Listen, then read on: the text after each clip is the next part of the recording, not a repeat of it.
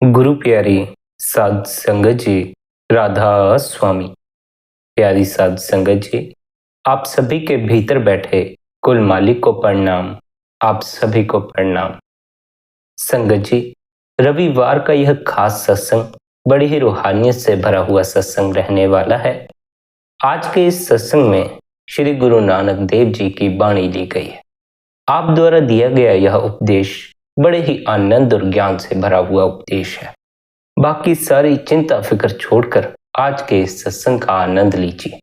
अपने आप को सत्संग में पूरी तरह डूब जाने दीजिए। अपने आप को पूरी तरह आनंद में लीन कर दीजिए। सत्संग का विषय यह समझना है, जब रूह भीतर लगा पर्दा खोलकर अंदर जाती है तब क्या महसूस होता है। जैसे कि आपने कई बार सत्संग में सुना होगा, हमारे भीतर मन का पर्दा पड़ा हुआ है। निरंतर अभ्यास और साधना द्वारा निरंतर ध्यान में बैठने से साधक इस मन के पर्दे से परे क्या अनुभव करता है, आज के इस सत्संग द्वारा हम विस्तार पूर्वक समझेंगे। आइए सत्संग की ओर बढ़ते हैं। सत्संग शुरू करने से पहले आप सभी से यही विनती है कि आप सत्संग को अंत तक जरूर सुनें। साथ ही आप चैनल को सब्सक्राइब कर लें, नोटिफिकेशन बेल को ऑल पर सिलेक्ट कर लें, ताकि आने वाले हर सत्संग की अपडेट आपको मिलती रहे। कल यानी सोमवार को जो सत्संग आएगा वह सत्संग भी आप अवश्य सुने। कल के सत्संग द्वारा हम जानेंगे, जब किसी जीव के अंदर धुन प्रकट हो जाती है तो उसे मन सुनता है या आत्मा सुनती है। आखिरी विनती आपसे यही है कि आप निरंतर भजन बंदगी में बैठा करें, निरंतर ध्यान में बैठा करें। आइए अब सत्संग की ओर बढ़ते हैं। सत्संग का आनंद लीजिए। सत्संग के वचन हैं, कुदरत करने हार अपारा, किते करना है कह चारा। यह पहली पातशाही श्री गुरु नानक देव जी की वाणी है। यह सुनने और विचार करने योग्य है। आप कहते हैं, वह मालिक सारे खंड ब्रह्मांडों को पैदा करने वाला है। जो कुछ उसकी रचना और कारीगरी है उसमें किसी का कोई दखल नहीं है। वह सारी दुनिया को पैदा करके सारी दुनिया को रिज्क दे रहा है, सारी दुनिया को जीविका दे रहा है। पशु पक्षी व आदमियों को तो रिज्क देता ही है। जो पत्थरों के अंदर कीड़े पतंगे हैं उनको भी वह मालिक रिज्क दे रहा है। जो पवन आहारी जीव हैं उनको हवा दे रहा है। जो जमीन के नीचे वाले जीव हैं उनको वहां रिज्क दे रहा है। मतलब यह है कि वह मालिक 14 लोकों में रहने वाले कुल जीवों को रिज्क दे रहा है। जिसको आप नाम कहते हो, गुरुबानी कहते हो, गुरु साहिब, उसी को हुक्म कहते हैं। यह वह ताकत है जो सारी दुनिया को पैदा करती। यह जो कुछ पसारा है, यह जो कुछ रचना है, सब उसके हुक्म से है। दुख सुख सब हुक्म से है और वह हुक्म सभी के अंदर है। आप कहते हैं वह अंदर भी है और बाहर भी है। ना हम उसे दूर कह सकते हैं, ना हम उसे पास कह सकते हैं। क्यों? क्योंकि अगर पर्दा खुल जाए तो वह नजदीक से नजदीक है। इसके विपरीत अगर भीतर लगा पर्दा ना खुले तो वह दूर से दूर है, करोड़ों कोस का फासला है। वह जर्रे जर्रे में व्यापक है, लेकिन उसके मिलने की पूरी व्यवस्था मनुष्य के अंदर मौजूद है। वह कुल मालिक हर एक मनुष्य के अंदर है और हर जगह मौजूद है। कोई हृदय ऐसा नहीं है जिसमें वह मालिक मौजूद ना हो, लेकिन किसी फकीर ने ही उस मालिक को अपने हृदय में प्रकट किया है। बाकी सबकी आंखों के पीछे पर्दा लगा हुआ है, यानी उनको अभी उसकी कोई खबर नहीं है, लेकिन फिर भी वह उनके भीतर ही बैठा हुआ है। इस संसार से अधिकांश जीव ऐसे ही जाते हैं जिन्हें अपने हृदय में मालिक के होने का पता ही नहीं चलता। मालिक के हृदय में बैठे होने का पता उन्हीं को चलता है जिनके ऊपर सद्गुरु की कृपा हो जाती है। इसलिए कहते हैं कि जब किसी मनुष्य को वह परमात्मा अपने साथ मिलाना चाहता है तो वह उसका किसी पूर्ण महात्मा, किसी पूर्ण सद्गुरु से मिलाप करवा देता है। वह महात्मा फिर उस मनुष्य से कहता है कि तेरे अंदर वह नगमा, वह बांगे आसमानी हो रही है। तू और कुछ भी मत कर, सिर्फ अपनी रूह को उसके साथ जोड़ दे। देखो कितना आसान और कुदरती तरीका है। कुछ करना भी नहीं है और उस मालिक से मिलाप भी हो जाएगा। वह मालिक है तो सबके अंदर है और है तो सबका साझा है, लेकिन उसकी खबर उन्हीं को लगती है जिन पर सद्गुरु की कृपा हो जाती।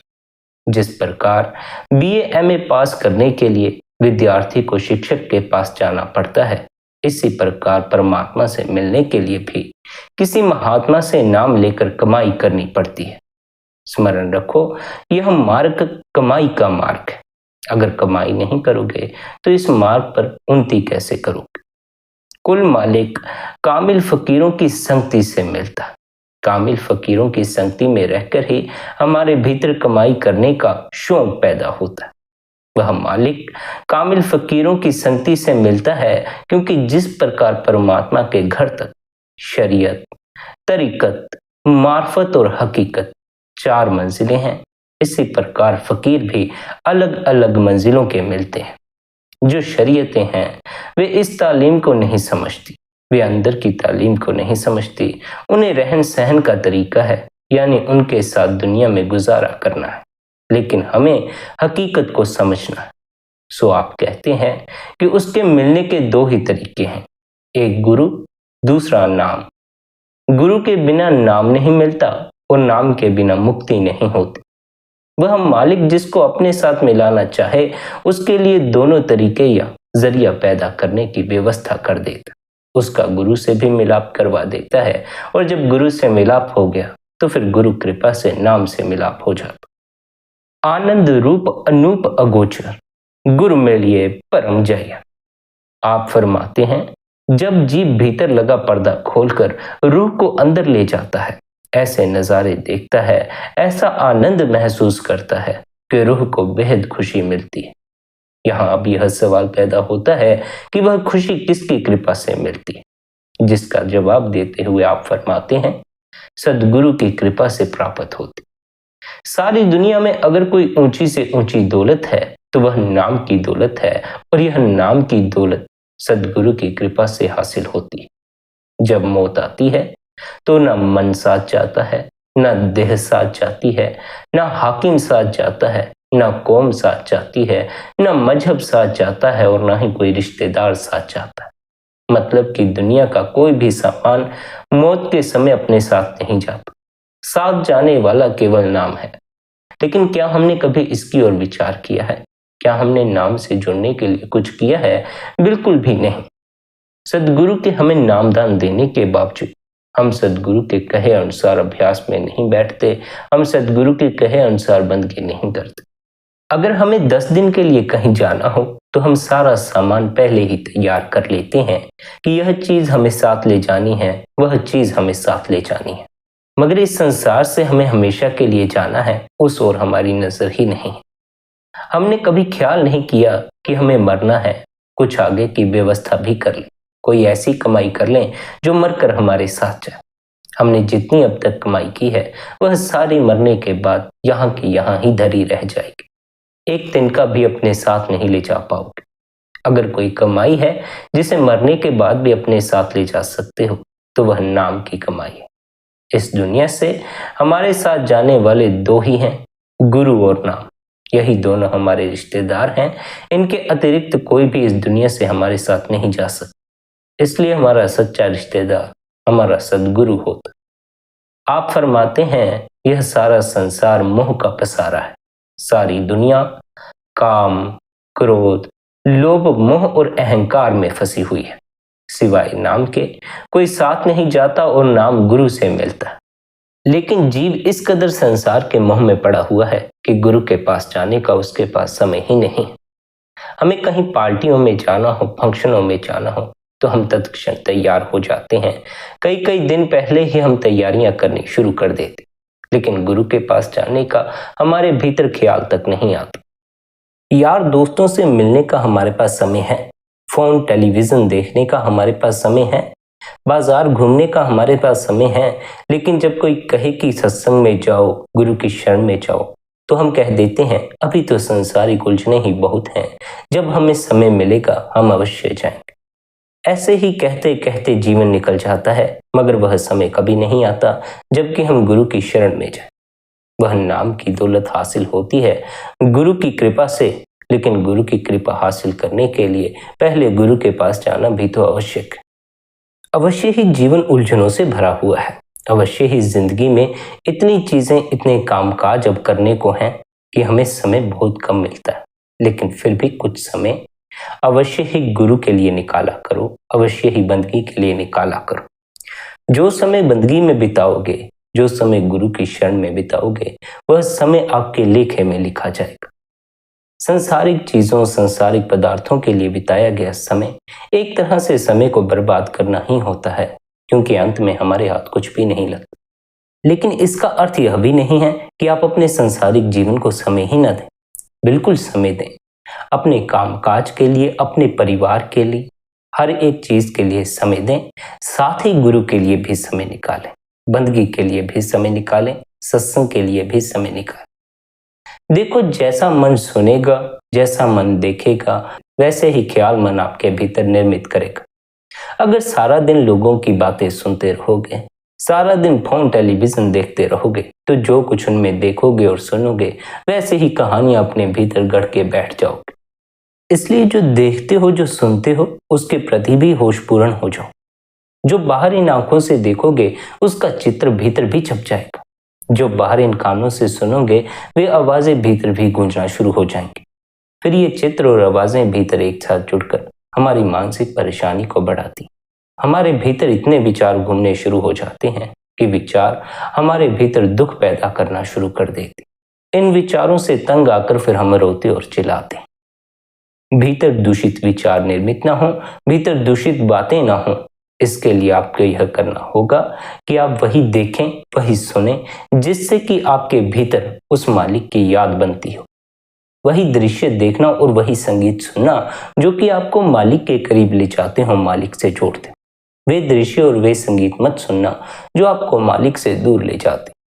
वही देखो और सुनो जो ध्यान की तरफ ले जाता हो। वह मत देखो, वह मत सुनो जो काम की तरफ ले जाता हो। जैसा सुनोगे, जैसा देखोगे, वैसा भीतर मन निर्मित होगा, वैसे भीतर विचार निर्मित होंगे। हमने भीतर जितने भी विचार इकट्ठे कर लिए हैं, ये सब बाहर से इकट्ठे किए हैं। अगर हमने बाहर होशपूर्ण जीवन जिया होता तो हम अपने भीतर दूषित विचारों को आने ही नहीं देते। लेकिन हम मूर्छा में जीवन जीते हैं, इसलिए हम दुखों से भरे विचारों को भी अपने भीतर जगाते बैठते। हम यह पहचान ही नहीं कर पाते हैं कि कल को यही बातें हमें दुख पहुंचाएंगी, कल को यही यादें हमें दुख पहुंचाएंगी। अगर उस मालिक से मिलना है तो वही देखो, वही सुनो जो मालिक से जोड़ता।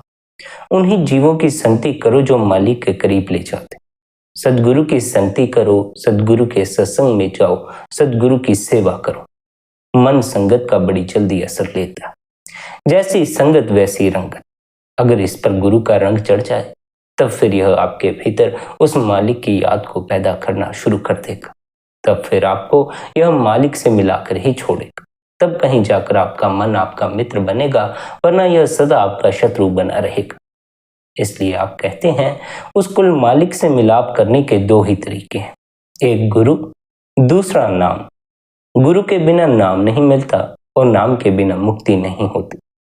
वह मालिक जिसको मिलना चाहे, उसके लिए दोनों तरीके या जरिए पैदा करने की व्यवस्था कर देता। इस बात को सदा स्मरण रखना, अगर किसी को सुख मिला है तो गुरु और नाम के जरिए मिला है। इन दोनों के बिना न किसी को सुख मिला है और ना ही कभी किसी को मिल सकता है। अगर मिल सकता तो गुरुओं के पास इतनी भीड़ नहीं होती। गुरु अकेला होता है जो सुख की बात करता है, लेकिन उसके पास जितने जीव आते हैं, इतनी भीड़ आती है, वे सारी अपने दुख लेकर आई होती।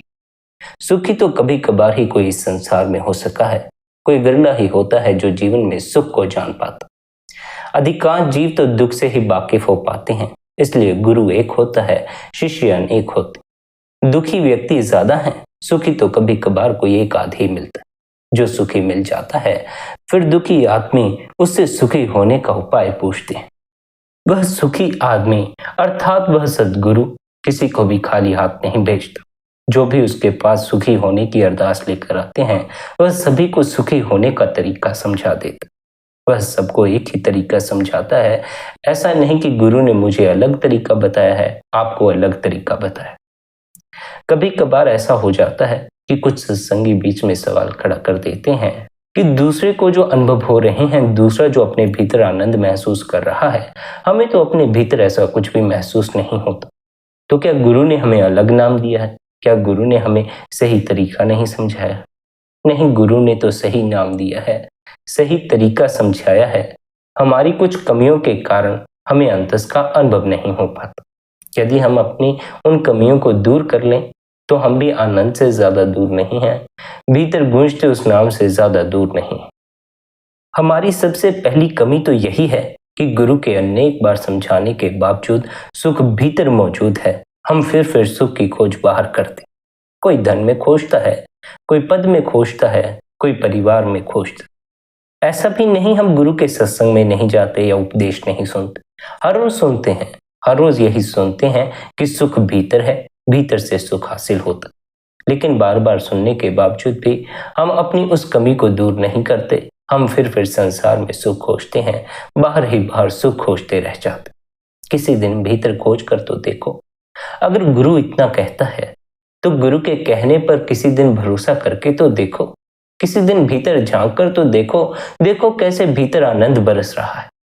कभी भीतर झांक कर देखा नहीं, कभी भीतर उतरे नहीं, इसलिए कह देते हो कि हमें भीतर कुछ भी अनुभव नहीं हुआ। ये सब कहने की बातें हैं। कहने की बातें इसलिए लगती हैं क्योंकि अंतस के आनंद का प्रमाण नहीं दिया जा सकता। धन से हासिल होने वाले सुख का तो प्रमाण दिया जा सकता है, लेकिन भीतर से हासिल होने वाले सुख का कोई प्रमाण नहीं दिया जा सकता। मैं अगर भीतर से आनंदित हूं तो मैं कभी भी आपको अपने भीतर के आनंद के बारे में जनवा नहीं सकता।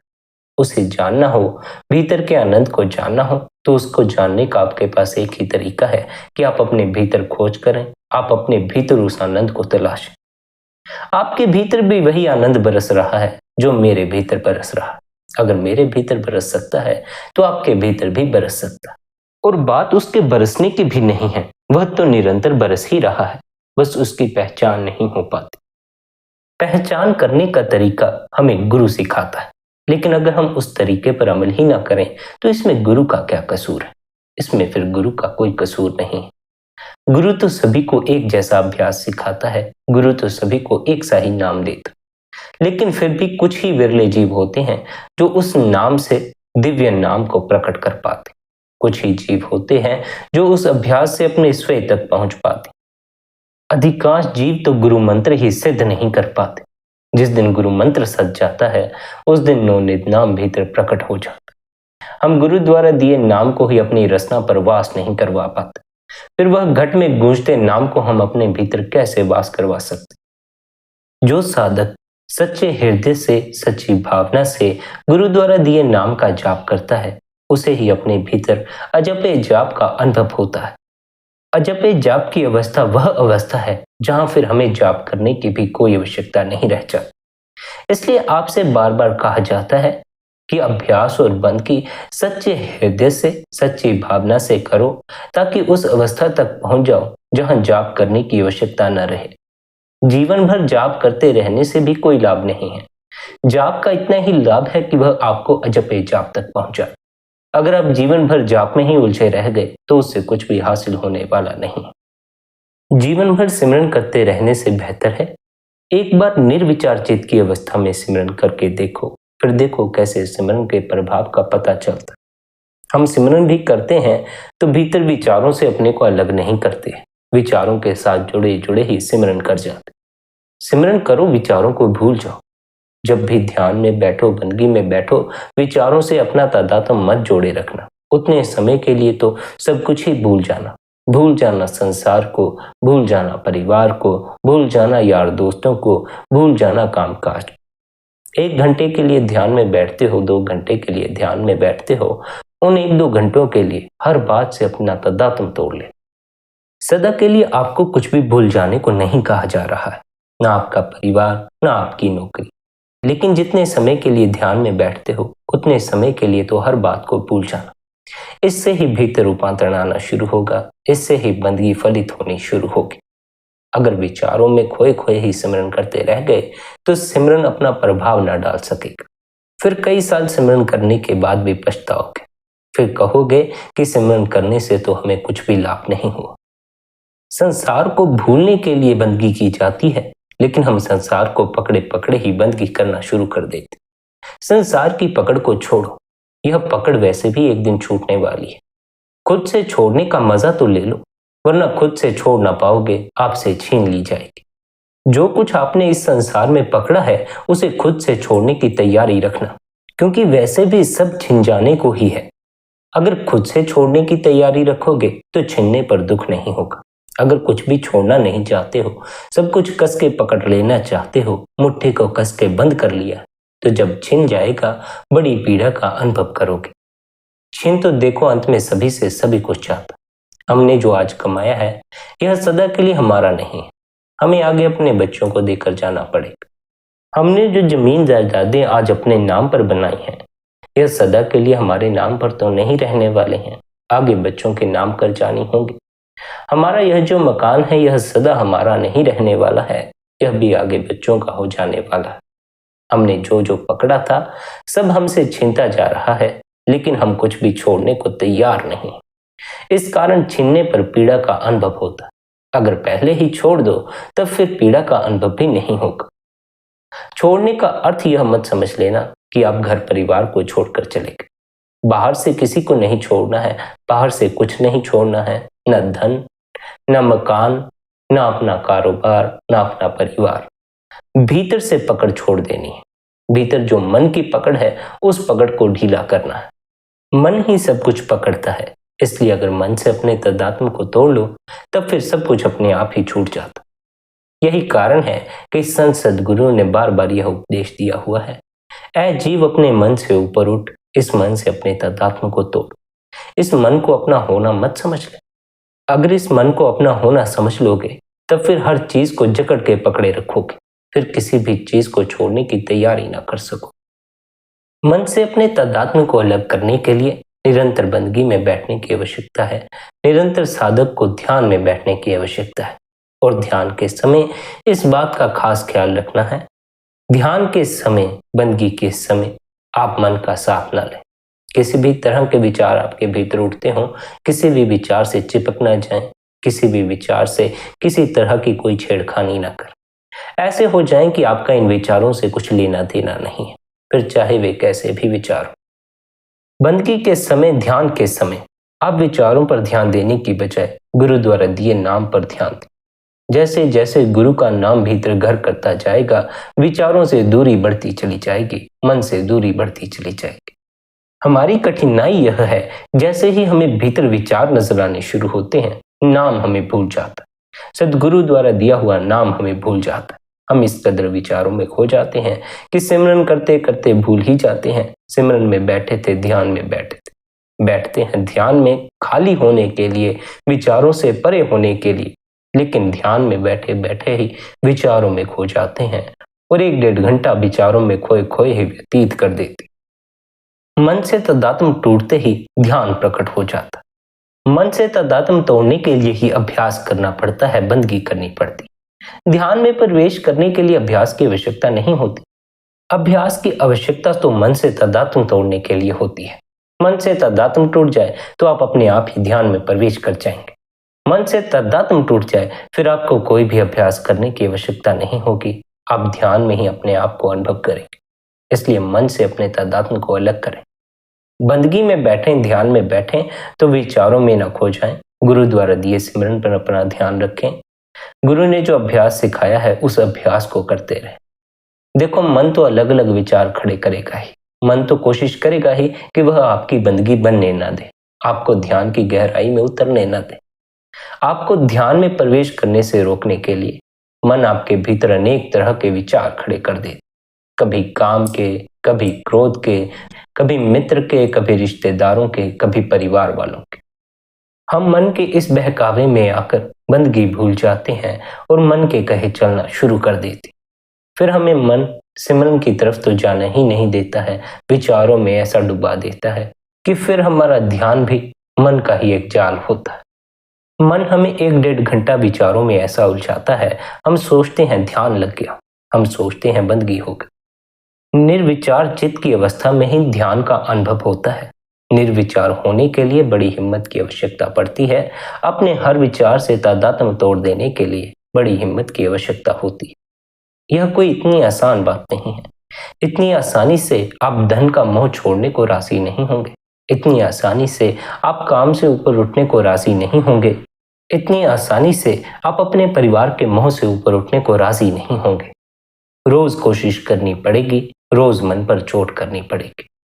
मन पर चोट करने के लिए गुरु द्वारा दिया हुआ नाम ही बड़ा असरदार होता है।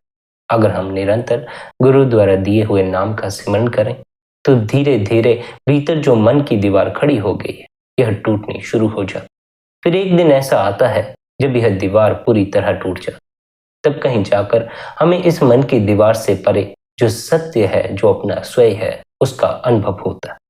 स्वयं तक पहुंचने की यात्रा कोई आसान यात्रा नहीं है, इसलिए बहादुर बनना। बहादुर बनकर ही इस मार्ग को तय कर सकते हो। कायर जीव इस मार्ग को तय नहीं कर सकते। कायर जीव तो इस मार्ग से उसी समय लौट जाता है जब उससे मन का साथ छोड़ने को कहा जाता। वह कहता है मन का साथ छोड़ दूं। कैसे मन का साथ छोड़ दूं? इस मन के लिए ही तो जीता हूं। मन के लिए जीता जीता जीव अपने जीवन को दोबर बनाकर बैठ जाता है। फिर अंत में दुखों की इतनी भारी पोटली लेकर गुरु के सामने बैठ जाता। कहता है, हे सद्गुरु, मैंने जीवन भर दुख इकट्ठे किए हैं। मैंने इस मन का साथ लेकर बड़ा ही ज्यादा कष्ट पाया है। तुम मेरे इन दुखों का निवारण कर, मेरे कष्टों का निवारण कर। पहले ही गुरु का उपदेश सुन लो, पहले ही गुरु की बात मान लो, पहले ही सुख को अपने भीतर खोज लो। क्यों बाहर भटकते रहते? अगर किसी गुरु ने यह उपदेश नहीं दिया होता कि सुख भीतर मिलता है, तब तो हम बाहर खोजते हुए अच्छे भी लगते हैं। लेकिन जब इतने संत सद्गुरुओं ने बार बार कहा है सुख हमारे भीतर है, तो क्यों ना हम अपने भीतर सुख खोज कर देख लें। एक बार हम अपने सद्गुरु की बात मानकर भी देख लें। और यह बात ख्याल रखना, जो अपने सद्गुरु का कहा मान लेते हैं उनका बेड़ा पार हो जाता है। वे नाम के जहाज पर सवार होकर इस दुखों के भवसागर से पार हो जाते हैं, इस संसार से पार हो जाते हैं। नाम का यह अमृत सद्गुरु की कृपा से प्राप्त होता है। सद्गुरु की कृपा मालिक की कृपा से प्राप्त होती है, और मालिक की कृपा उन पर होती है जो हृदय को आधार बनाकर जीते। अगर हृदय को आधार बनाकर जियोगे तो बहुत से पाप कर्मों से बच जाओगे, साथ ही बहुत से पुण्य कर्म भी जीवन में होते रहेंगे। हृदय को आधार बनाकर जियोगे तो किसी से धोखा नहीं करोगे, किसी से बेईमानी नहीं करोगे, किसी के साथ भेदभाव नहीं करोगे।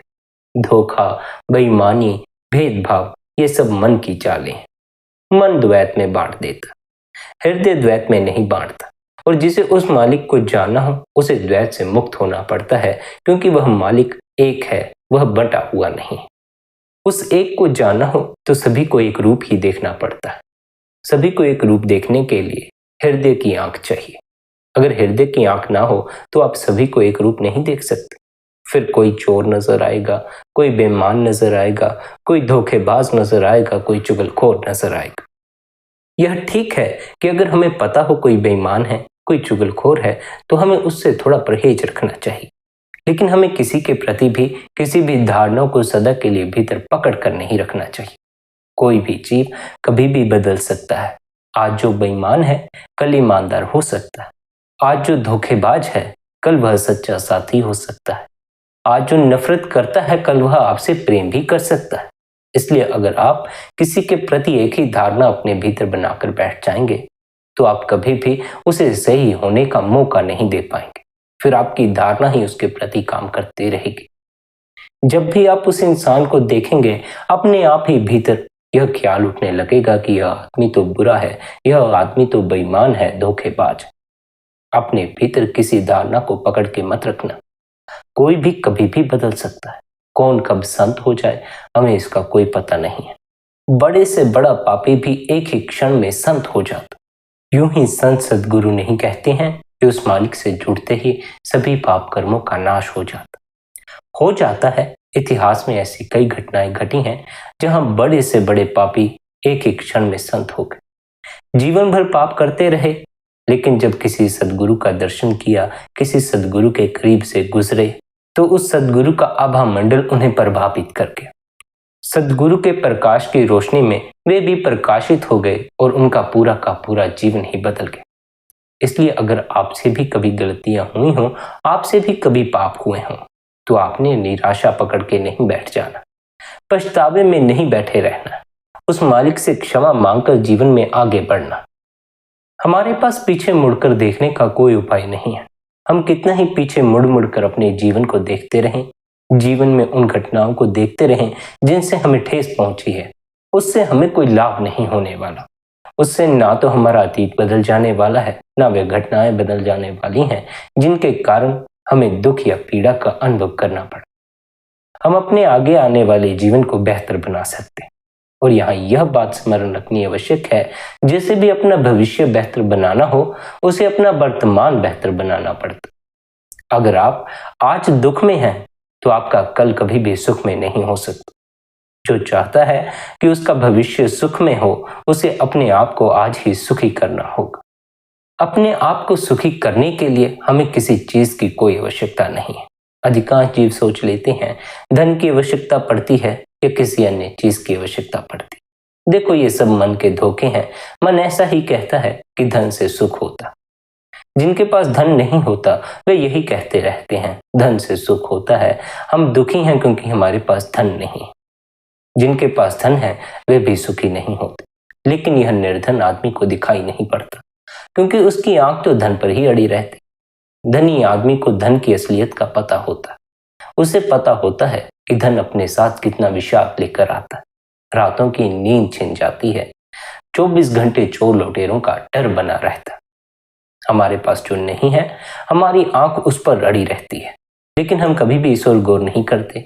जो हमारे पास नहीं है वह दूसरों के पास तो है ही। दूसरों ने उसे पाकर क्या हासिल कर लिया? क्या दूसरों ने उसे पाकर सुख हासिल कर लिया है? नहीं, सुख हासिल नहीं किया है।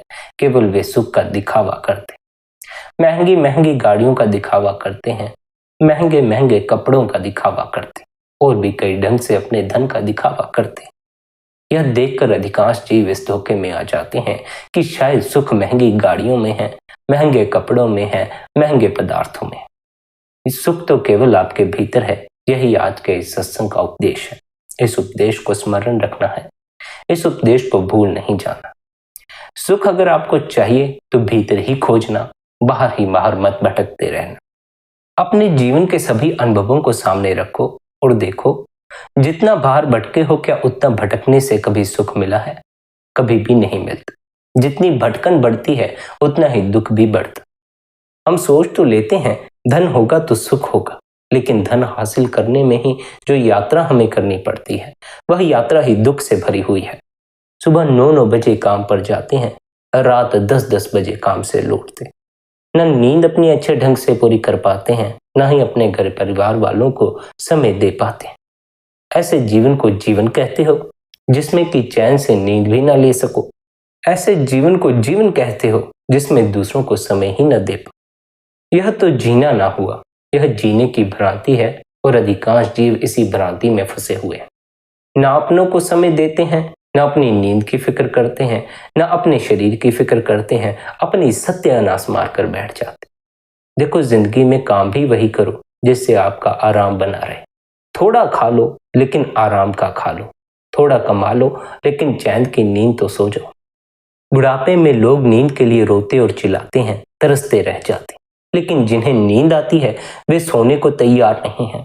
वे अपने आप को थकाने में लगे हुए हैं, अपनी नींद में बिघन डालने में लगे हुए हैं। नींद आपका प्राकृतिक इलाज है। नींद में प्रकृति आपका भीतर से इलाज करती है, दिन भर की आपकी सारी थकान को दूर कर देती है। अगर नींद भी बेहतर ना ले सको तो फिर आपके धन कमाने का कोई फायदा नहीं है, फिर आपका धन कमाना व्यर्थ ही है। अगर अपने परिवार के लिए समय ही न दे सको, उस परिवार के लिए जिसके लिए कमा रहे हो, तो आपका कमाना व्यर्थ ही है, फिर आपके कमाने का कोई मूल्य नहीं है। अपनों को समय दो, अपने आप को समय दो, अपने आप को तो बड़ा ज्यादा अधिक समय दो। अपने आप के साथ तो जितना समय बिता सको उतना समय बिताओ। हर पल दूसरों में उलझे भी मत रहना, और हर पल दूसरों से अपने को अलग करने की कोशिश भी मत करना। दूसरों के साथ भी रहो और दूसरों से अलग भी रहो। कहने का अर्थ है, बाहर सबके साथ संग साथ निभाओ, लेकिन भीतर किसी के साथ कोई पकड़ मत रखना। भीतर की पकड़ दुख का कारण बनती है, बाहर की पकड़ नहीं। इसलिए बाहर जो है वह तो आपके लिए सब ठीक है। अगर आप भीतर भी उसी सब को जगह दे देंगे तो फिर वह आपके लिए ठीक नहीं रह जाएगा। भीतर मालिक को जगह देनी है, भीतर संसार को जगह नहीं देनी है। संसार बाहर है, उसे बाहर ही रहने देना है, उसे अपने भीतर जगह देने की कोई आवश्यकता नहीं। भीतर तो मालिक को जगह देनी है, भीतर तो मालिक का निवास स्थान बनाना है। मालिक को भीतर जगह देने के लिए अपने इस मन को हटाना होगा, इस मन को खाली करना होगा। मन इतनी बातों से भरा हुआ है, इतने कूड़ से भरा हुआ है कि हमारे भीतर उस परमात्मा के प्रवेश करने के लिए कोई जगह ही नहीं बची। निरंतर बंदगी द्वारा, निरंतर ध्यान में बैठकर हमें अपने भीतर से यह सारा कूड़ बाहर निकाल देना। जितना भी भीतर हमने कूड़ इकट्ठा किया है, इस सारे को खाली कर लेना। जब भीतर हम खाली हो जाएंगे, निर्विचार की अवस्था में पहुंच जाएंगे, वह मालिक हमारे भीतर प्रवेश कर जाए। मन के निकलते ही, मालिक के भीतर आते ही हमारा पूरा जीवन रूपांतरित हो जाता है, पूरा जीवन आनंद से भर जाता। आनंद की खोज में निकले आपके ये कदम आपको भी आपकी मंजिल तक पहुंचाए, यही उस कुल मालिक से प्रार्थना है। परमात्मा करे आप भी अपने भीतर के स्वाद को चखें, आपको भी अपने भीतर का अनुभव हो, आपको भी अपने भीतर की झलक मिले। लेकिन उसके लिए आपसे भी यह विनती की जाती है कि आप अपनी तरफ से भी पूरी कोशिश, पूरी मेहनत करें। सच्ची श्रद्धा, सच्ची भावना के साथ गुरु द्वारा दिए हुए नाम का स्मरण करें। जैसे गुरु ने अभ्यास करने को कहा है, वैसा अभ्यास करें। गुरु ने जो आपको हिदायतें दी हैं, उन हिदायतों का पालन करें। अगर आप निरंतर गुरु द्वारा दिए अभ्यास की पालना करते हैं, निरंतर कुछ समय ध्यान में बैठने के लिए देते हैं, तब फिर देर सवेर वह मालिक आप पर अवश्य ही नाम की कृपा कर देगा। पर उस मालिक की कृपा हासिल करने के लिए आपको सच्ची लगन, सच्ची मेहनत से बंदगी करनी होगी। इसलिए आप निरंतर भजन सिमरन करें, निरंतर ध्यान में बैठें। सिमरन करते समय यदि मन रुकावट खड़ी करने की कोशिश करे, भीतर विचार आपको अपनी तरफ आकर्षित करने की कोशिश करे, तो विचारों पर ध्यान न देकर सिमरन पर अपने ध्यान को केंद्रित कर। जैसे जैसे सिमरन के प्रति ध्यान जागरूक होता जाएगा, विचार भीतर से विलीन होते चले जाएंगे। सिमरन करते करते ही, गुरु द्वारा दिया हुआ नाम जपते जपते ही एक दिन आप भीतर अजब जाप तक पहुंच जाएंगे। उस अजब जाप के साथ जुड़ने से अनहद शब्द की ध्वनि भीतर प्रकट होनी शुरू हो जाती। फिर उस अनहद शब्द की ध्वनि हमें खींचती हुई हमारे स्वेद तक ले जाती है, हमारे असल होने तक पहुंचा देती। अनहद शब्द की इस धुन को मन द्वारा सुना जाता है या जीव आत्मा की सुनने की ताकत द्वारा, इसके बारे में कल के सत्संग में विस्तार पूर्वक समझाया जाएगा। आपसे यही विनती है, कल का सत्संग भी अवश्य सुने। संगत जी, आज के इस सत्संग को यहीं पर विश्राम देते हैं। यदि आज का यह सत्संग आपको अच्छा लगा हो, तो आज के इस सत्संग को आप अपने मित्रों और संबंधियों के साथ भी शेयर कर सकते हैं। बाकी आपकी अपनी मौज है। अपना ख्याल रखें। आप सबके भीतर बैठे परमात्मा को प्रणाम। इतने प्रेम और प्यार से आपने सत्संग को सुना, उसके लिए आप सभी का धन्यवाद। राधा स्वामी जी।